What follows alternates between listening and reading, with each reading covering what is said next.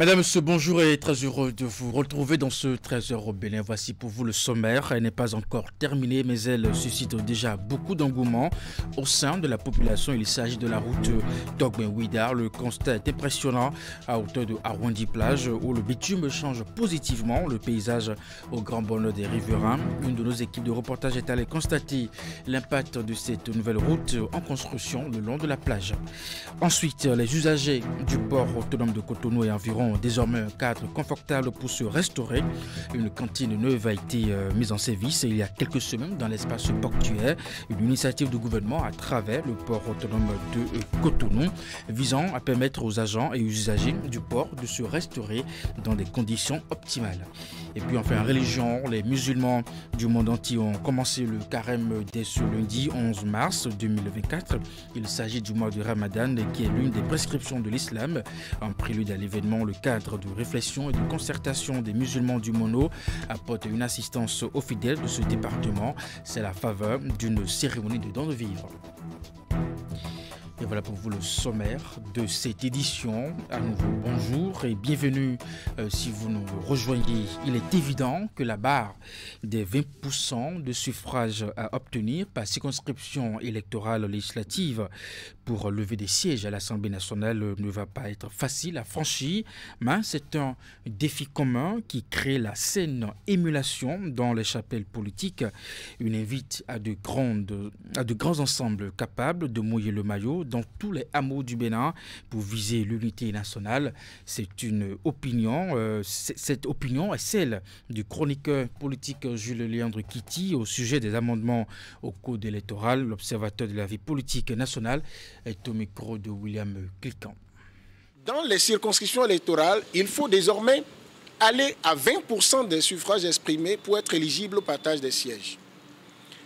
Première conclusion à ce niveau. Ça veut dire qu'on demande à tous les partis politiques aujourd'hui de ne plus passer une seule journée à dormir. Il faut batailler dur, faire de la mobilisation dans tous les retranchements du Bénin, du territoire, aller chercher les meilleurs leaders, ceux qui parlent, on les écoute dans chaque contrée, faire des positionnements conséquents pour que dans la joute électorale, on puisse l'emporter. Et l'emporter à ce degré. Aucun député du parti Les Démocrates, par exemple, ne pourra, même s'il constatait, il se rendait compte que le candidat à l'élection présidentielle choisi par les démocrates, sa tête ne lui plaît pas, il ne pourra jamais aller donner son parrainage au candidat choisi par un parti de la mouvance présidentielle. On ne pourra même pas débaucher donc un parrain du parti des démocrates. De même, un député de la mouvance présidentielle, s'il ne veut pas donner son parrainage au candidat choisi par son parti, il a l'attitude d'aller donner son parrainage à un autre candidat de la mouvance présidentielle. Ce qui fait que le citoyen qu'il a vu comme un acteur politique majeur de la mouvance présidentielle, quand il le voit en train de donner son parrainage à un candidat de la mouvance présidentielle, il n'est pas étonné, il n'est pas choqué. Il y a de la lisibilité, de la cohérence. Et c'est d'ailleurs pour toutes les formations politiques que ça ne va pas être facile d'aller à 20%. Mais est-ce qu'on ne légifère pas pour l'avenir, pour avancer? Est-ce qu'une disposition légale qui tracte tout le monde vers l'effort, qui demande à tout le monde d'aller rechercher dans cette tripe les ressources pour pouvoir avancer, est-ce que ce n'est pas une bonne chose? Moi, j'ai envie de répondre, ça ne va pas être facile, c'est dur, mais c'est pour avancer. Et c'est en cohérence avec l'objectif annoncé par le chef de l'État et que les parlementaires ont compris.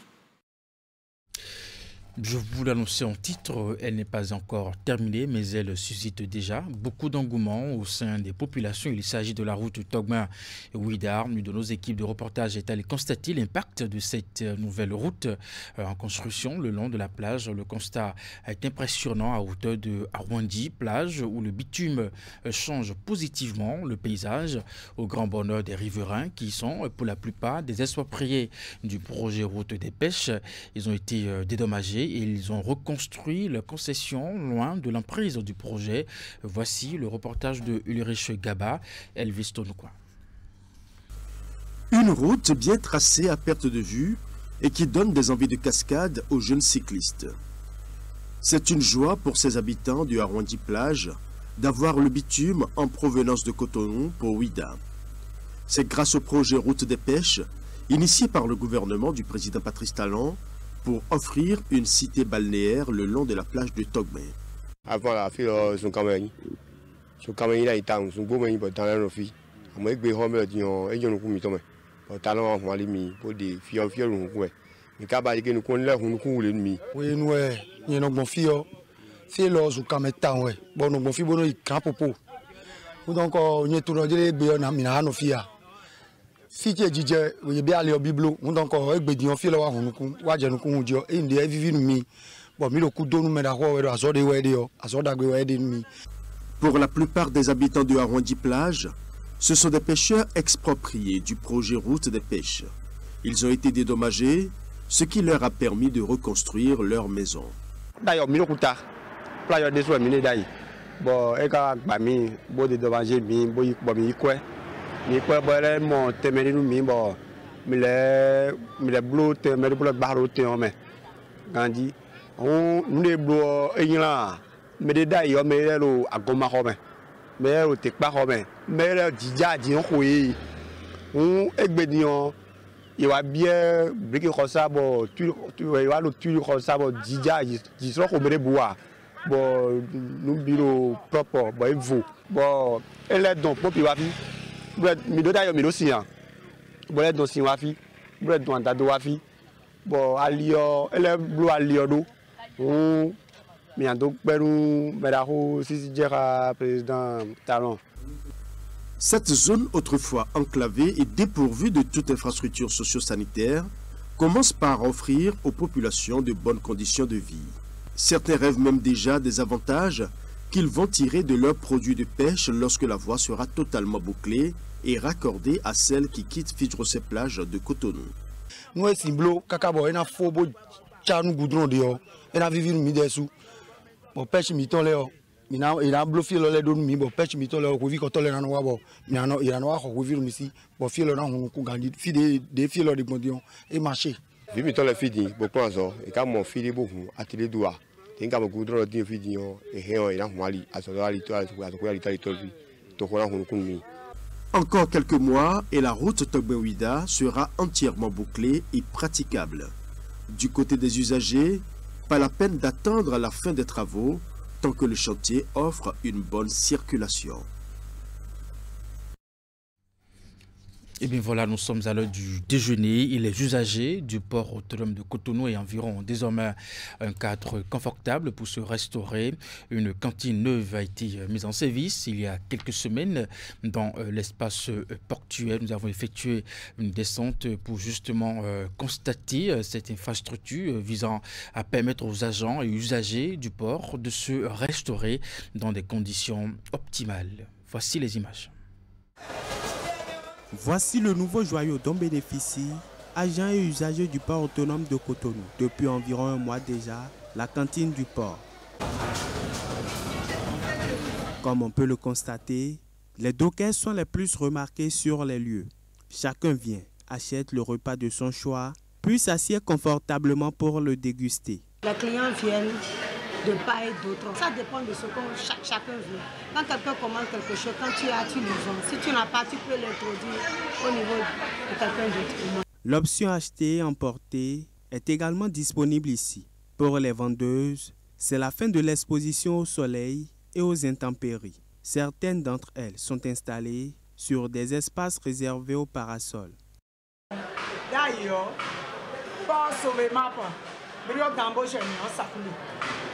avant, c'est au niveau du pont Sobemap, bureau d'embauche qu'on restait pour vendre. Et nous ont dit que le président a dit que nous n'allons pas vendre un peu partout et de façon dispersée puisque ça salit le pays. Et nous ont aménagé un hangar au port douane avec la promesse de nous construire une cantine. Et voilà, ils l'ont fait et c'est vraiment bien. Là où on va mener est bon. Mais seulement qu'il n'y a pas tellement la vente. Mais je prie Dieu que la vente vienne. Le gouvernement a construit un nouveau marché ici pour permettre à nos maris dockers de venir manger, et même ceux qui viennent de part et d'autres. Quand le bateau travaille, les clients viennent, mais quand il n'y a pas de bateau, les clients ne viennent pas en tant que tels. Donc ce sera les fonctionnaires, les gens qui travaillent, les maçons, tout ça, ce sera eux qui viennent pour le moment d'abord. Cet espace qu'on nous a construit est bien agréable.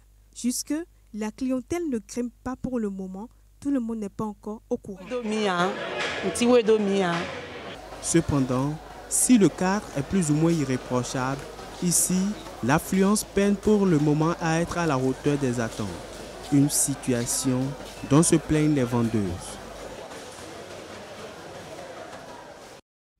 Les fidèles musulmans de la ville de Djougou, tout comme ceux d'autres régions, ont entamé le jeûne du mois béni de l'islam. Pour entamer ce mois sacré, les musulmans ont pris d'assaut plusieurs mosquées de la ville Carrefour Djougou pour accomplir la prière de Tarawih. Alassane Harouna, Abou Sabri Dissou ont sillonné les lieux de culte musulmans pour constater l'effectivité de cette prière.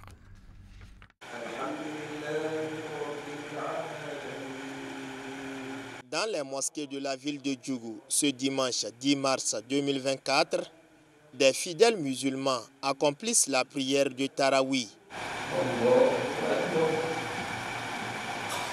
Il s'agit de cette prière nocturne accomplie pendant le mois béni de Ramadan, un mois au cours duquel le fidèle musulman, jouissant d'une bonne santé et ayant la capacité mentale, doit s'abstenir de tout besoin nutritionnel et charnel du lever au coucher du soleil pour la toute première nuit de Tarawih. Nombreux sont ces jeûneurs qui sont venus louer Allah pour sa sollicitude constante. Aujourd'hui, on est là pour prier la prière de Tarawih. Que Dieu accepte notre prière. On est très content pour ça. Donc c'est la prière qu'on prie avant de commencer le jeûne. Pratique religieuse de la sunna du prophète Mahomet, exclusivement observée pendant le mois sacré de l'islam. Tarawih est une prière méritoire pour un nombre de jeûneurs. Loin donc d'une simple formalité, elle revêt une importance capitale pour ces derniers qui recherchent l'agrément d'Allah en multipliant des prières surérogatoires et louanges. Je profite de ce mois béni, de ce mois saint qui s'annonce déjà pour formuler beaucoup d'intentions, pour formuler beaucoup de vœux, beaucoup de prières. L'année dernière, j'en ai eu à demander la longévité à mon Seigneur. Mais voici cette année, je remercie Dieu. J'ai eu en grande partie ce que je suis en train de rechercher. Mais en tant qu'homme, l'homme c'est un éternel insatisfait. Donc je continue toujours tant que j'aurai dessous de vie à prier Dieu, à ce qu'il me donne plus ce que je suis en train de demander. Ça a beaucoup d'importance comme toutes les autres prières. Donc quand tu te retrouves en position de prière, en tant que musulmane, je me sens très à l'aise et je sens que je suis en contact direct avec mon Dieu.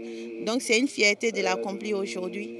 Bien qu'étant une prière supplémentaire, la Tarawih est fortement recommandée à tous les musulmans qui, selon l'islamologue, doivent scrupuleusement observer certains comportements.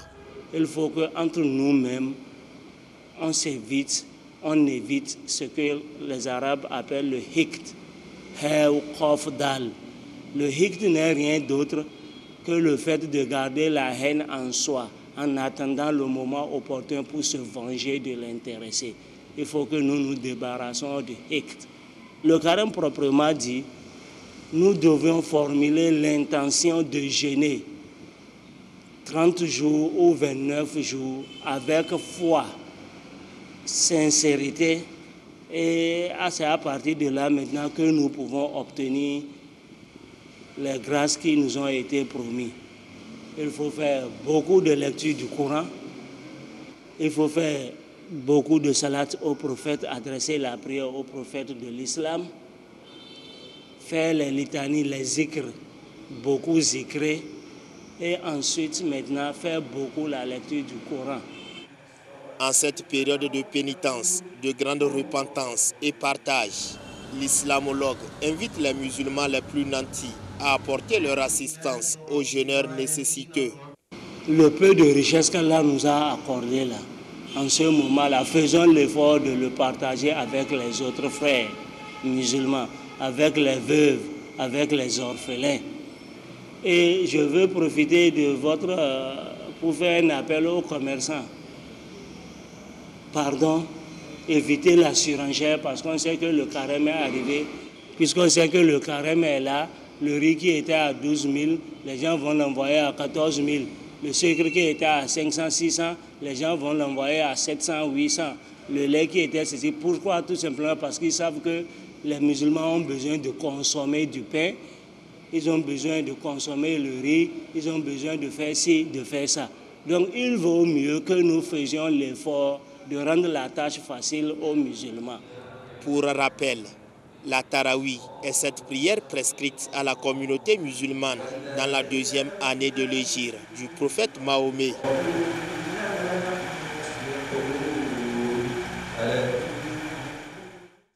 Et justement, et comme chaque année, à quelques jours du carême musulman, les fidèles prennent d'assaut les marchés pour s'approvisionner de denrées alimentaires dont les prix ont connu une augmentation, ce qui, selon les usagers du marché, s'explique par la morosité économique que traverse le pays. C'est un reportage de Nagui Balagui. Il n'y a pas de temps pour parler avec toi. Ce jour démarre le jeûne musulman, comme en témoigne la valse des voiles observée hier au marché de Bégamé. Comme tous les ans, la veille, le marché connaît une animation qui prête au contexte. C'est le temps des provisions pour parer aux nécessités de la période. Il faut d'abord préparer la nourriture à manger pendant les 30 jours pour la famille et pour les amis. Tu dois garantir l'argent pour acheter les fruits. Tu dois garantir l'argent pour préparer à manger aux pauvres. Parce que ce mois, c'est un mois de bénédiction. Donc il faut chercher cette ferveur divine-là. Donc on est en train de se préparer. Donc je suis venu chercher la viande pour que la femme puisse préparer, pour qu'à 5 heures, on puisse être au beau-fils pour préparer la fête avec joie et allégresse.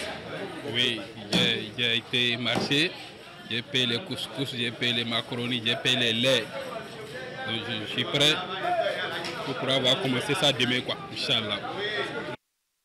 On sent dans la plupart des marchés visités Ramadan planer dans l'air. La consommation des denrées alimentaires qui augmente substantiellement le long de la période est chaque année une aubaine commerciale. Elle l'est un peu moins cette fois-ci à cause, selon les usagers, de la morosité ambiante doublée de la hausse générale des prix des denrées.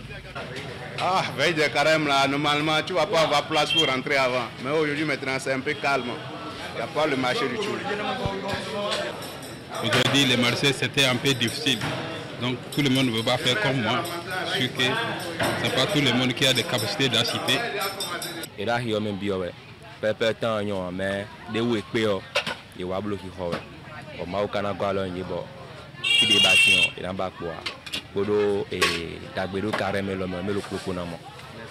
Il n'y a guère encore péril en la demeure. Ramadan s'étale sur un mois et vient à peine de commencer. Les jours à venir seront, on l'espère, l'occasion de perspectives commerciales bien alléchantes. Nous restons dans le même registre. Les musulmans du monde entier ont commencé le carême dès ce lundi 11 mars 2024. Il s'agit du mois de Ramadan qui est l'une des prescriptions de l'islam. En prélude à l'événement, le cadre de réflexion et de concertation des musulmans du monde apporte une assistance aux fidèles de ce département.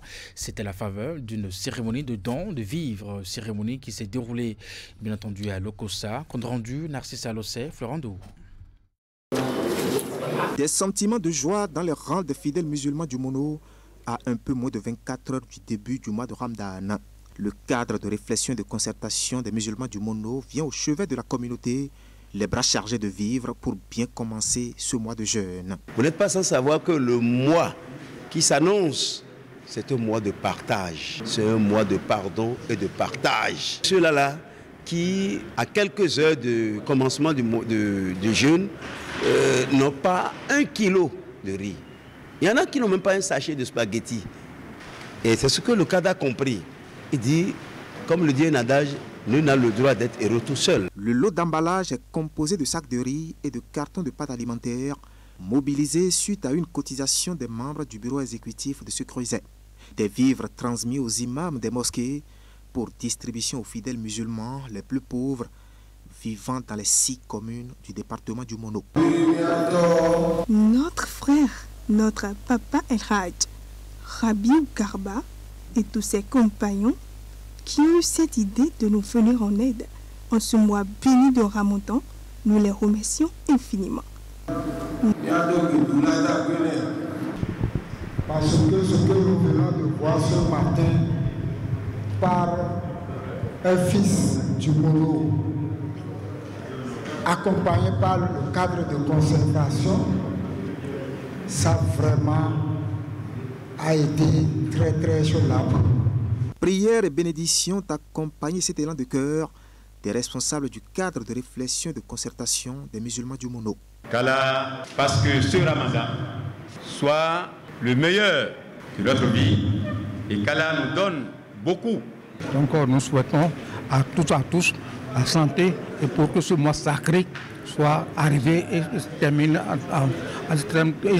très bien. Des responsables dont le credo reste partage et union. Chers fidèles musulmans du département du Mono, vous savez, je sais et vous savez que nous avons le devoir de nous mettre ensemble. Car à rang dispersé, on ne pourra régner. Ce langage est tenu depuis la création de ce creuset qui chaque année fait parler de lui ici dans le département par ses actions humanitaires. Des actions qui impactent même le domaine éducatif avec la distribution des fournitures scolaires aux élèves et étudiants de la région à l'orée de chaque année académique. Pour ce mois sacré du Ramadan, les fidèles les plus démunis en sont donc les bénéficiaires.